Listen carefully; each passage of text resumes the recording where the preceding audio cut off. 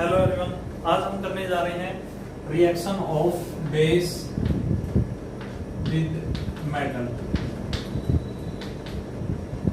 देखो, सभी मेटल जो है वो बेस के साथ रिएक्शन नहीं करते हैं। कुछ एक जो रिएक्टिव मेटल्स होते हैं वो ही सिर्फ बेस के साथ रिएक्शन कर सकते हैं।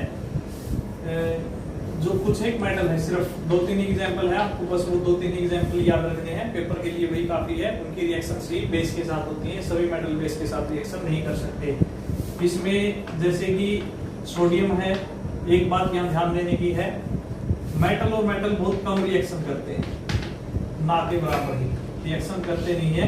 हमेशा नॉन मेटल और मेटल की ही रिएक्शन होती है। मेटल मेटल की रिएक्शन बहुत रेयर केसेस में होती है।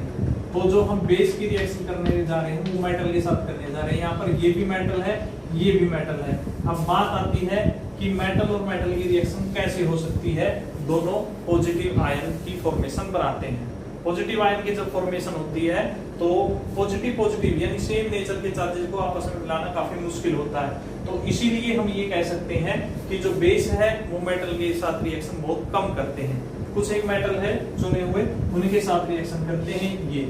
तो जब भी बेस की मेटल के साथ रिएक्शन होगी तो हमें साल्ट प्लस हाइड्रोजन या वाटर कह सकते हैं हमें मिलता है। और sorry, salt plus hydrogen gas हमें मिलेगी यहाँ H2। तो यहाँ पर क्या होगा, sodium as a positive ion काम करता है और ZnO2 नेगेटिव, ये नेगेटिव आयंस की फॉर्मेशन में काम करता है। यानी यहाँ पर सोडियम पॉजिटिव फॉर्म में काम करता है और जो जिंक है वो नेगेटिव आयन की फॉर्म में काम करता है। तभी जाकर यहाँ पर इनकी फॉर्मेशन होती है Na1 पॉजिटिव ZnO2 नेगेटिव की फॉर्मेशन यहाँ बनती है। तो यहाँ पर जो साल्ट बनता है वो सोडियम जिंकेट है Na2ZnO2, यानी ये एज आ पॉजिटिव और ये एज आ नेगेटिव। इसको बोलते हैं sodium zincate, that is salt plus hydrogen gas. और हाइड्रोजन गैस के लिए टेस्ट हम सभी जानते हैं, फॉक्सम टेस्ट है। क्लियर? तो बेस जब भी मेटल के साथ रिएक्शन करता है, चुने हुए मेटल के साथ रिएक्शन करता है और साल्ट और हाइड्रोजन गैस बनाता है। नेक्स्ट रिएक्शन है बेस की रिएक्शन है एसिड के साथ, और ये हम पिछले केस में भी कर सकते हैं की है। और ऐसी रिएक्शन को एक स्पेशल नाम दिया गया है, that is a neutralisation reaction. और इसमें हमको मिलता है salt plus water, NaOH plus HCl। तो हमें क्या मिलेगा, NaCl salt plus water. Water यहाँ से क्या होता है, OH नेगेटिव आयन, और यहाँ से क्या होता है, H पॉजिटिव आयन, इनका कॉम्बिनेशन होता है तो वाटर हमें मिलता है। क्लियर? तो ये थी न्यूट्रलाइजेशन रिएक्शन। यहाँ पर एसिड जो हमने लिया HCl है, H को SO4 भी ले सकते हैं, फिर हमें Na2SO4 मिलेगा यहाँ सोडियम सल्फेट। अब ये है सोडियम क्लोराइड। नेक्स्ट रिएक्शन है base plus non metal oxide. Non metal oxide, non metal oxide जैसे CaOH2 कैल्शियम हाइड्रोक्साइड, ये हो गया हमारे पास बेस। और नॉन मेटल ऑक्साइड हो गई कार्बन डाइऑक्साइड। ये रिएक्शन हम बहुत बार कर चुके हैं। तो CaCO3 और वाटर, कैल्शियम कार्बोनेट और वाटर, ये था बेस की कुछ रिएक्शन। बेस में ज्यादा रिएक्शन नहीं है, बस आपको रिएक्शन मेनली याद रखनी है बेस की मेटल के साथ। मोस्ट इंपोर्टेंट पार्ट है बेस की मेटल के साथ रिएक्शन, क्योंकि बेस मेटल के साथ वैसे तो रिएक्शन करता ही नहीं है, बस एक कुछ एक केस है जिसमें रिएक्शन करता है, वो ध्यान में हमें रखने हैं।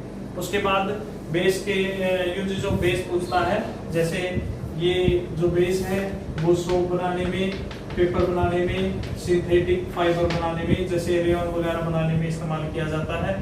और जो स्लेट लाइम है या ब्लीचिंग पाउडर स्लेट लाइम, इसको बनाने में इसका इस्तेमाल किया जाता है। और हमने जो बेस पढ़ा था NaOH और sorry NaHCO3 milk of magnesia, और इसका इस्तेमाल एज अ एंटासिड किया जाता है। तो ये टॉपिक यहाँ पर क्लियर हुए। उसके बाद हम करने जा रहे हैं strength of acid and base pH scale. PH scale क्या है? पीएच स्केल एक, देखो जब भी एसिड के को वाटर के अंदर ऐड किया जाता है तो हमें पता है वहां H+ आयन की कंसंट्रेशन ज्यादा होती है। जब बेस को ऐड किया जाता है तो हमें पता है OH नेगेटिव आयंस की कंसंट्रेशन ज्यादा होती है, या हम ये कह सकते हैं हाइड्रोनियम आयन की कंसंट्रेशन कम होती है। और जो एसिड होता है उसमें H+ की आयन कंसंट्रेशन कम होती है, हाइड्रोनियम आयन की कंसंट्रेशन H+ की ज्यादा होती है, OH की कम होती है। हम इसको इस तरीके से भी डिफाइन कर सकते हैं। अब पीएच स्केल एक स्पेशल स्केल बनाई गई थी, पीएच स्केल, जो बताती है strength of acid and base. Acid और बेस की स्ट्रेंथ बनाने के लिए 1909 के अंदर सोरेसन ने एक स्केल बनाई, पीएच स्केल।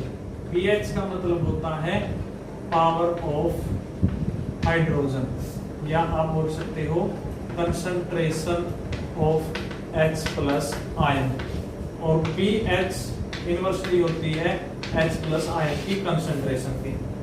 pH स्केल एक नंबरिंग होती है, जो नंबरिंग होती है 0 to 14। कई बुक्स के अंदर आपको ये 1 to 14 भी मिल जाएगी। 0, 1, 2, 3, 4, 5, 6, 7, 8, 9, 10, 11, 12, 13 एंड 14, जिसमें 7 न्यूट्रल नंबर होता है, न्यूट्रल। क्लियर? ये स्केल आपको लैब के अंदर भी मिल जाएगी, जिसमें अलग अलग डिफरेंट कॉम्बिनेशंस होते हैं कलर के। 7 ये सारे एक कलर से रिलेटेड होते हैं। क्लियर? तो इन पे अलग अलग डिफरेंट कलर होते हैं। जैसे 0 पे डार्क रेड होता है, 1 पे लाइट रेड होता है, फिर आगे जिसमें 0 से 6 तक एसिडिक कैरेक्टर को शो करते हैं, और 8 से 12 तक बेसिक कैरेक्टर को शो करते हैं।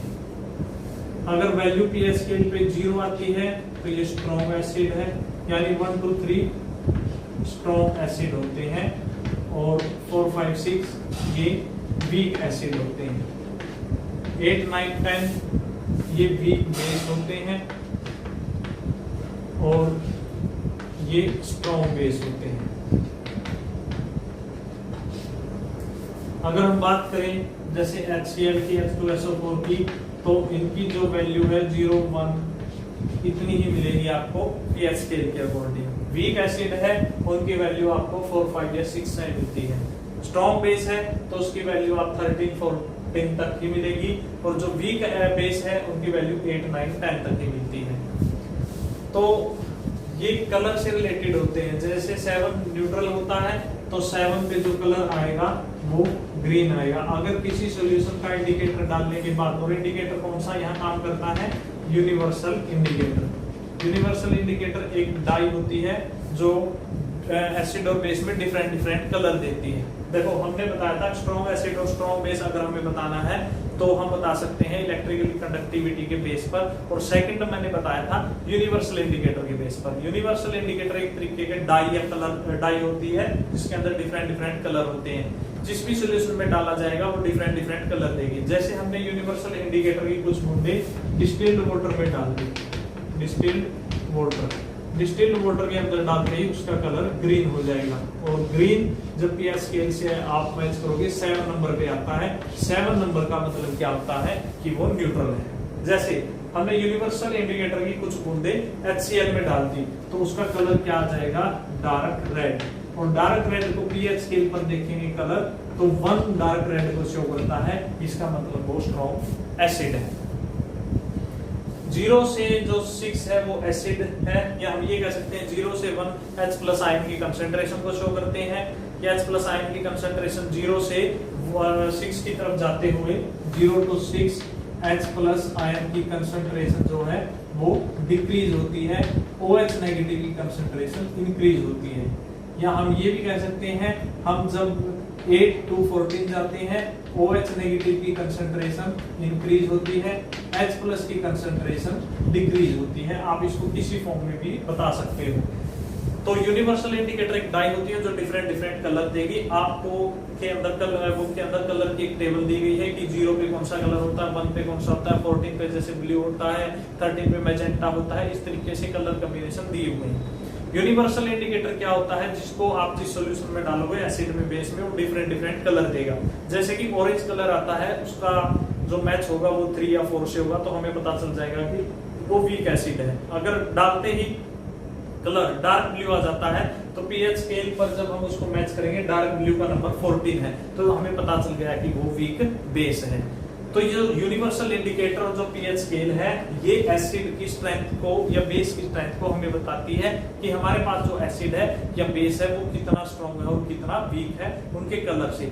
0 से 14 नंबरिंग के साथ साथ ये कलर कॉम्बिनेशन भी है। इसके अंदर 0 से 14 पर हर एक नंबर पर एक कलर है, और ये कलर किसी सिंपल जो इंडिकेटर के इस्तेमाल करने से हमें नहीं पता चलेंगे। ये जो हम यूनिवर्सल इंडिकेटर इस्तेमाल करेंगे उससे ही हमें इस कलर का पता चलेगा, क्योंकि यूनिवर्सल इंडिकेटर एसिड या बेस में डालने पर वीक हो या स्ट्रॉन्ग हो उसके अकॉर्डिंग ही कलर देते हैं। अगर डार्क रेड कलर आता है तो हम जान देंगे पीएच स्केल पर डार्क रेड कलर का मतलब 0 होता है और 0 का मतलब वो स्ट्रॉन्ग एसिड है। अगर किसी सॉल्यूशन में डालते ही वो ब्लू होता है तो ब्लू का नंबर जैसे 13 आ गया, 13 आते ही हमें पता चल गया पीएच स्केल के अकॉर्डिंग वो क्या है, वो बेस है।